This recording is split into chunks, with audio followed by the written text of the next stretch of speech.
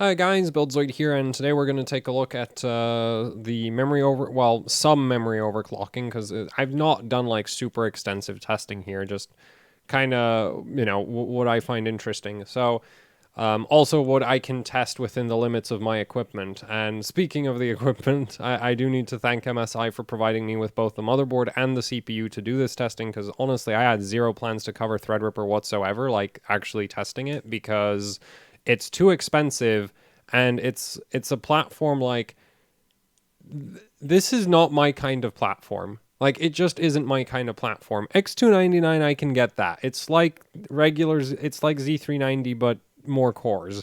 This is it's not as bad as for like the first two Threadrippers, where like you had the completely screwed up memory system.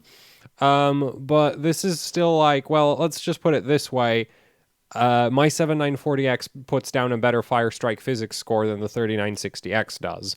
So, and most of that's down to the fact that 3D Mark Fire Strike literally cannot work. Like, it does not work if you have more than 32 threads. The scores go down if you have more threads than 32. So you have to you have to turn off simultaneous multi-threading, and at that point you're going a 24 core up against like a 28 thread CPU, and it's just like, well, I wonder who's going to win that battle. Yeah, especially when the 28 thread CPU can do significantly higher clock speeds and doesn't have, like this amount of this insane amount of memory latency. So that's kind of the thing, is just like Threadripper, it's very workstation. It's like super ridiculously workstation, and that's just like, I don't edit videos, I don't do 3D rendering, I don't do virtual machines. Threadripper is not for me, but MSI wanted me to test the Creator TRX40 for them, and I was like, well, if you send a CPU with it, I mean, it's a high-end motherboard. That's not gonna like. I'm still interested in the board, even though I have no idea what to do with the CPU. So, yeah. Anyway, thanks to MSI for providing the hardware. And with that out of the way, let's take a look at the results. So I did all of this testing with a 4x8 configuration of BDI, and the thing is, I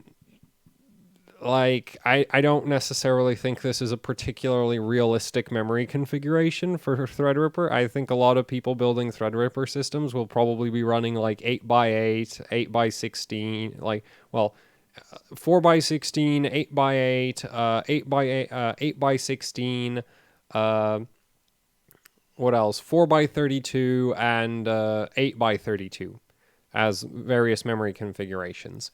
They're not going to be running 4x8 because, or God forbid, 4x4. If I had one more stick of E-die, I would actually run 4x4. But I don't have another stick of E-die. I only have 3 sticks of E-die, and it's just like, yeah. Well, the thing is, like, technically I do have 4 sticks of E-die, but they're not a matched set, and I really want, like, 4 of the same E-die sticks. So, anyway, basically, yeah, I'm doing all of this testing with just 32 gigs of RAM, and, it's great for performance, but I don't think it's particularly realistic for what people would actually want to run.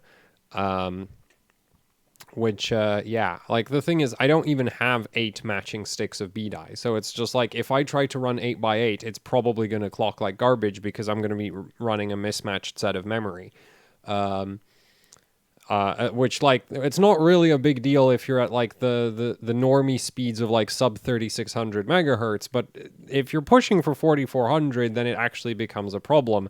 And that's the thing with Threadripper, is like, this platform actually benefits from high memory speeds. It's not like mainstream Ryzen. Like, here's what happens if you try to go above 30. Like, if you desynchronize your UCLK and FCLK on a mainstream Ryzen CPU, you get a massive latency penalty, and sure, you might be running almost a gigahertz more memory clock. Well, actually, that's not even close to a gigahertz more, but what is that? That's like 500. No, that's it's like 700 megahertz more clock speed, and you get 700 megahertz more memory clock. Absolutely no benefit to performance whatsoever. No gains, none of, like, nothing. In fact, read regressed and well, copy increased a little bit. So basically, no performance gains worth talking about. It's a total waste of time and effort to go above your FCLK limit on a mainstream Ryzen CPU. The ability of Ryzen CPUs to do like 5 gigahertz memory clocks is mostly for screenshots, because that's really the only practical use for that, because the performance isn't there. Sure, it looks cool on a screenshot when you have your 5 gigahertz memory clock and higher. It's not fast. It's not any faster than 3733 just because of how those CPUs work. Threadripper, on the other hand, well, you still have the latency penalty, right? If we compare, so, well, I mean, like, these are the two equivalent results. They're, like, those are the two equivalent tests. They are not the, like, they're equivalent. That's the goal. Like, technically, you still see the latency penalty everywhere else, but these two are, like, where the memory timing, like, the primary timings and the sub-timings actually match up. Right? Whereas like this, like here we're losing performance because we're on auto subtiming, so they automatically loosen out, which to be fair, with some memory kits, that might actually be a necessity to have relatively loose subtimings at higher frequencies. But with BDI, you can basically run the same subtimings from 3600 megahertz all the way up to like 4800 megahertz. So yeah, there's no point having the subtimings loosen out significantly. Like your TRFC and I think WTR might have to go up as you increase your frequency, but that's about it, especially at lower voltages. At high voltages, you can literally just lock, like, you don't have to tweak. Well, TRFC still has to increase a little bit, but you don't have to touch anything else. Yeah, so the thing here is, like, so 4266 CL16, that's equivalent to CL143733, and you can see that basically we get a 7 nanosecond latency penalty from that, which is kind of rather similar to the roughly 7 nanosecond latency penalty you get on mainstream Ryzen. So yeah, that still works the same. However, what's different is look at the bandwidth, right? Like, and these, mind you, like these are the exact same settings. Like I actually copied the setting. Well, okay, that's 4400 CL18, which is actually this set of settings. It's not this set of settings. But that doesn't really matter. Like the point here, like the point of this right here is to prove that there's no bandwidth, like performance gains. Whereas here already at 4266, we have performance gains. And at 4400, it actually has even more bandwidth, though the latency regresses a bit because the CL18 is looser than CL16 4266. So anyway, but you can see like going from 3733, right, we're getting 105,000 megabytes per second read, 109,000 megabytes write, and 106,000 copy. And then if at 4266 with the tight subtimings, we're getting basically plus 10,000 megabytes on each of them. So for a lot of workloads, which are just like this is the other thing with Threadripper, is just like, I don't actually know what kind of workloads you're going to be running. But my totally irrelevant experience with like, benchmarks that I run, which is just like basically the hardware bot suite of benchmarks, right? Is like, I'm used to like basically if it's single core limited, it's probably also memory latency bound. It's probably not a bandwidth test. It's more like, do you have low latency memory if it's a single core workload? If you have a multi-core workload, I would assume you need more memory bandwidth. But I'm not 100% certain about that because, again, I don't do video editing, I don't do video encoding, I don't do 3D rendering, I don't run virtual machines, I don't do any of those pro things that pro people do. I basically just overclock for the sake of overclocking. So as cool as these results are, and like, I think these are, like, as an overclocker, I think it's really cool that, Threadripper 3000 is a platform where you can, hit these high memory speeds like 4400 megahertz. Quite possible, like it might be even possible to push it further. I've just not put that much time into it yet. So maybe something like 4600 at CL18 might be viable. Though that might like also depend. Like the thing is, I'm testing with BDI, and I'm not sure for how many motherboards this is true because a lot of the TRX 40 motherboards claim support for up to like 4733 megahertz. But the thing is, like specifically the motherboard that claims support for 4733 megahertz also points out that you need to run Rev E. And as we all know, Rev E is loose. Like it is really loose. Like Rev E, you basically need, well, I'd say you probably need like a 300, 400, maybe 500 megahertz clock speed advantage before you start beating BDI, right? Because your TRFC is basically twice as long at, like, your TRFC is twice as high as it is on BDI. The rest of your subtimings, well, those can often match, but they're not going to be quite as aggressive. Your primaries are like your TRCD and TRP are, well, TRCD is terrible. TRP is not quite as bad, but it's still not BDI levels of TRP. And like your TRC is terrible as well, right? So it's like you have a lot of timings where on like Rev E, sure, it's really easy to clock that memory IC really high, but it also doesn't do tight timings. So it's kind of like I actually wouldn't be surprised if, you know, like a 4400 megahertz set of BDI just kind of rolls right over a 4600 megahertz kit of Rev E, right? Because you've got a timing advantage. Like, it's great that you have all these clock cycles. It would be nice if you actually did something with them instead of just, you know, having them. Rev E is kind of like Rev E, funnily enough, I think I'm pretty sure Rev E actually probably pulls less power than BDI does, as irrelevant as memory power consumption is. But Rev E otherwise is basically the FX of memory because, yeah, the clock speed's high and the performance doesn't reflect it.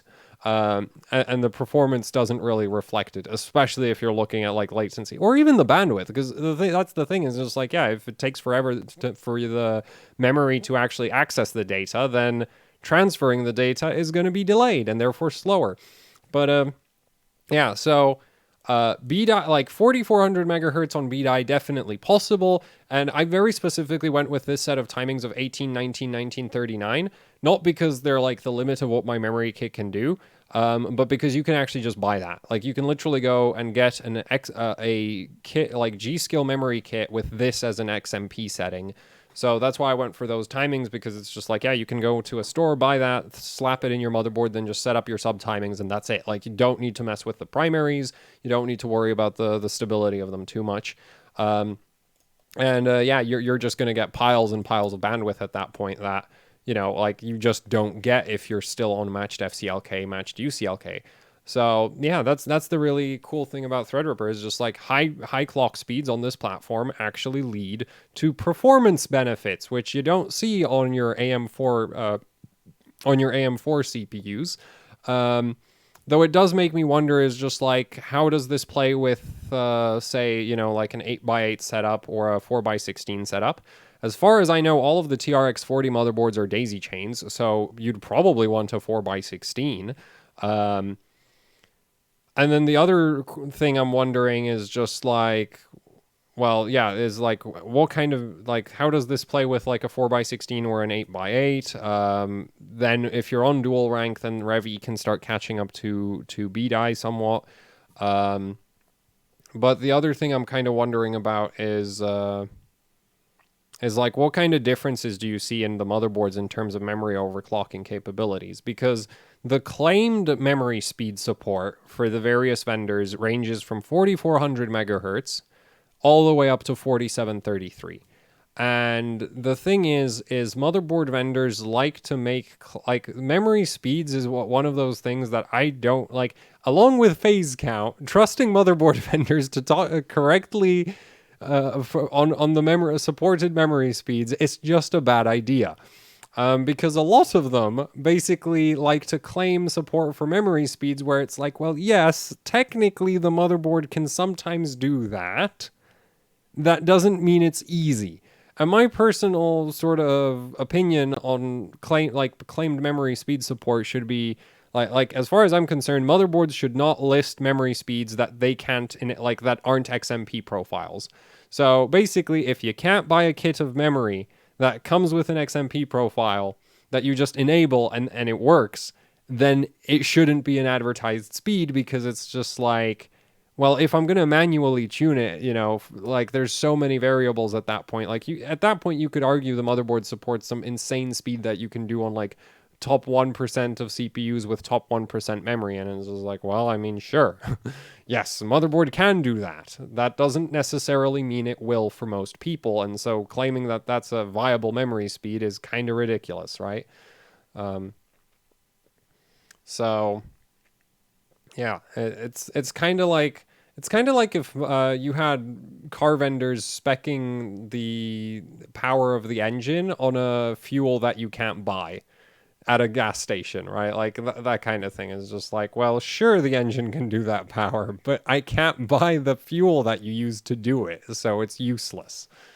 Um, so yeah, like that's one thing. Like this does make me wonder. Like basically, it's cool that Threadripper 3 can do high memory clock speeds. It's cool that those high clock speeds actually translate into performance.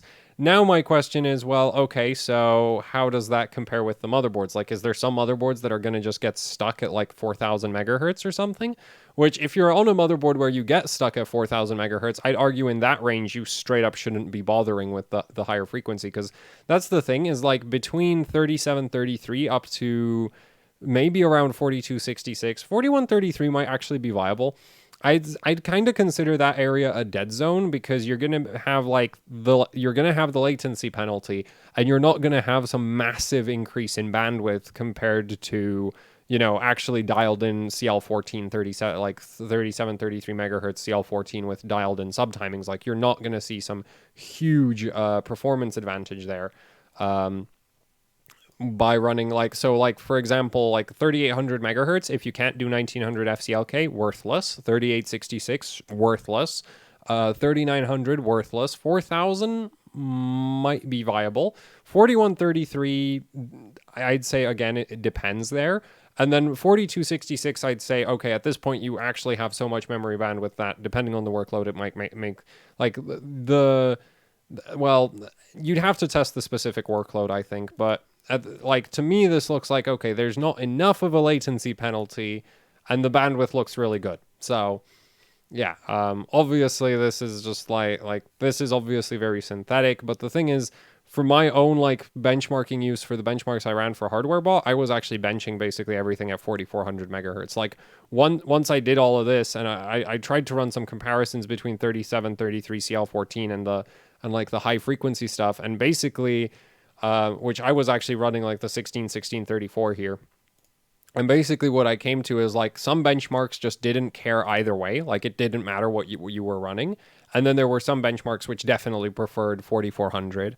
And it was just like, okay, so um, yeah, I guess it'll really depend on what workload you're running. What else did I want to talk about? So we've covered the dead spot, the motherboards thing that basically I don't know. I don't know how the motherboards stack up. Like the motherboard I was doing this on claims support for 4666. And I think 46 like it like I again I still need to put more time into it. I think 4600 should be possible. Um but yeah, we'll see if I can do that. Anyway, which that should get us over 120,000 megabytes per second for all of these. Um, and yeah, so that's kind of that. I guess with Threadripper is just like if you want to buy memory for it, you can actually go and buy like 4400 megahertz memory kits. Like they'll actually give you performance benefits compared to, like compared to like because for like mainstream Ryzen you just buy well the thing is you can still buy a 4400 megahertz memory kit and then just not run it at 4400 megahertz and tighten up the sub timings, but like here like you can actually take advantage of high clock speeds, because that's the thing is just like the well, I'm not going to get into that. But yeah, so basically Threadripper, you like unlike mainstream Ryzen, you actually get benefits from running high clock speeds. Um, and the one thing that's worth noting is that the memory controller is just generally really high latency. Like even at these settings right here, like this right here is the exact same timings as that right there. And you can clearly see that there's like a basically a 7 nanosecond penalty on the memory latency. And that's because the way the the Threadripper I/O die is not equidistant between the cores and the memory controllers. So some cores are closer to what some of the memory controllers than other cores. And the end result is that, AMD basically decided that, okay, to make, if you didn't do anything about that, it can lead to some sort of strange situations in terms of performance, because you're gonna have just the memory access to will be just non.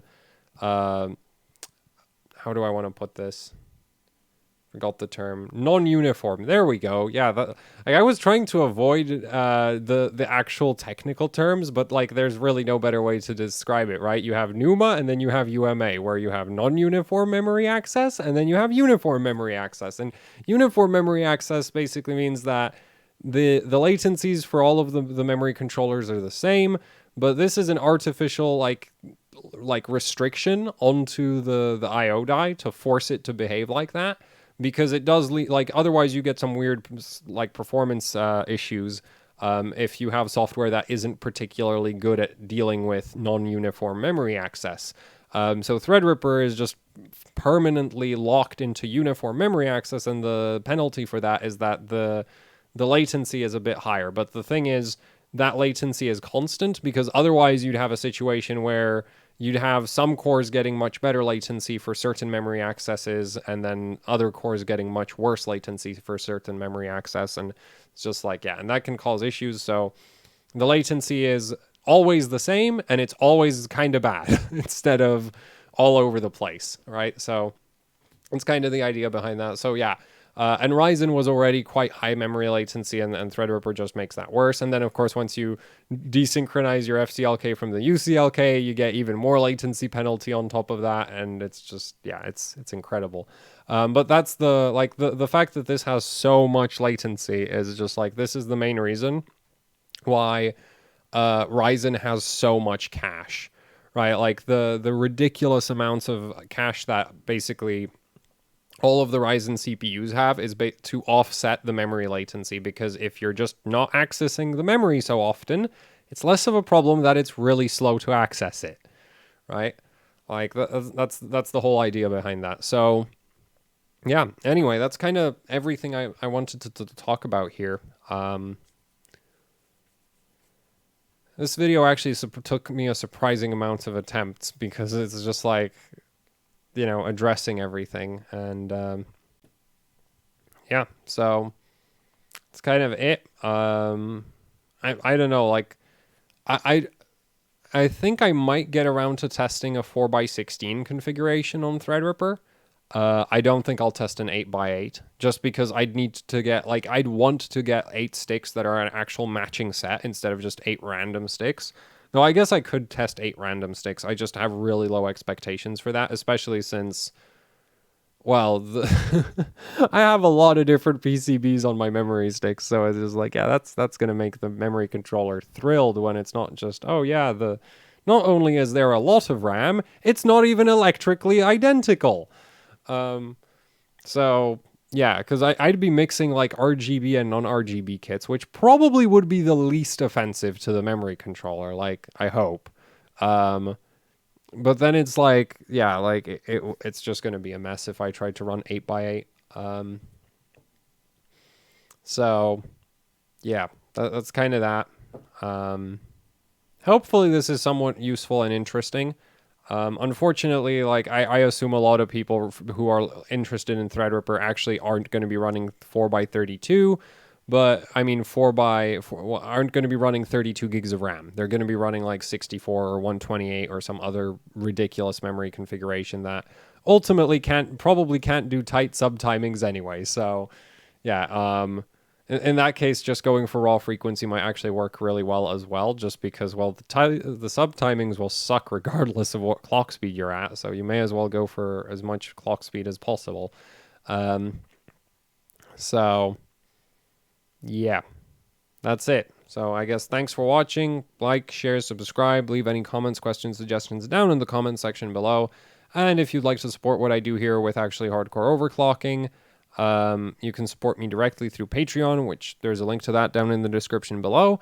And if you'd like to, and if you don't like Patreon, there's also the HOC Teespring store where there's shirts, stickers, posters, you know, the usual YouTuber merch. So yeah, if you'd like to support me by buying some of that stuff instead, there's a link to that down in the description as well. And yeah, that's it for the video. Thanks for watching, and goodbye.